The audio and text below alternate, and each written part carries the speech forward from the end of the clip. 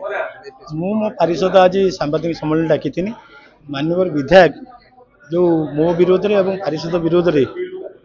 जो अपप्रचार करुँच मिथ्या प्रचार करुँच से विरोध को समाधान करने सांबादिक सम्मेलन डाकाई आमे काले आमर एग्जीक्यूटिव ऑफिसर को ऑफिस रे गृहबंदी करूँ औषध दे नथुनु खाया को पानी दे नथुनु ये संपूर्ण मिथ्या कथा आपण मान माध्यम सहरवासी को जनाया पड़ी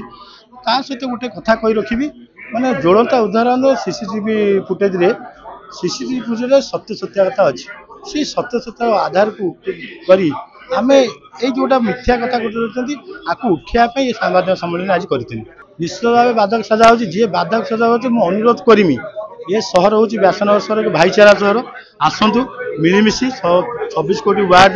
सहर विकास करवा 26 कोटी वार्ड कणकर विकास करवा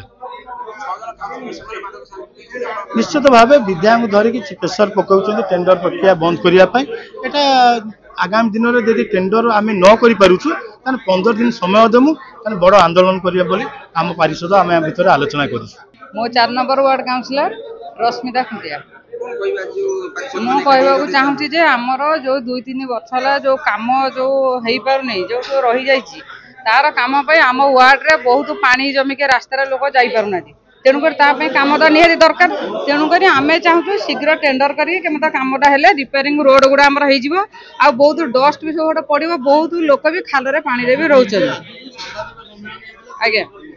से टेंडर आम गला बेलू आम जो टेंडर गला बेलू ये जो झमेला जो एग्जीक्यूटिव अफिसर बारंबार आम कहवा आज्ञा ना तो आम काउंसिल मीटिंग से दिन नथिलु ना किंतु आमर जी आसुँच विधायक जो आम जी आम घर से आसिके कहले जे टेंडर करेंगे से कहते हाँ करू बोलिकी से नमस्कार मु 6 नंबर वार्ड काउंसिलर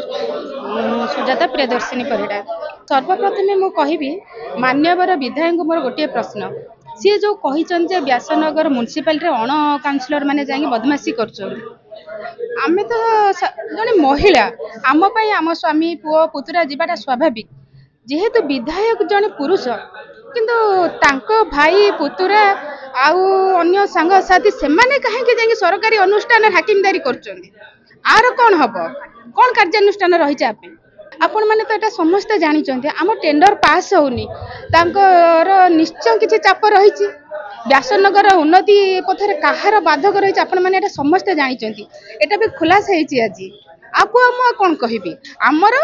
मुख्य दाबी आम टेंडर पास हो जनसाधारण उन्नति हो व्यासनगर उन्नति हो ए जी भी बाधक सृष्टि कर दृढ़ मुकाबला करा देखो संपूर्ण भिजुआल अच्छी से भिजुआल भी देखिए आपण मैंने जापर निर्वाही अधिकारी को कौन प्रकार निर्यातना दि जाए से ठीक टाइम रे खाई ठीक टाइम रे भी औषध सेवन कर काउंसिलर भाई मैंने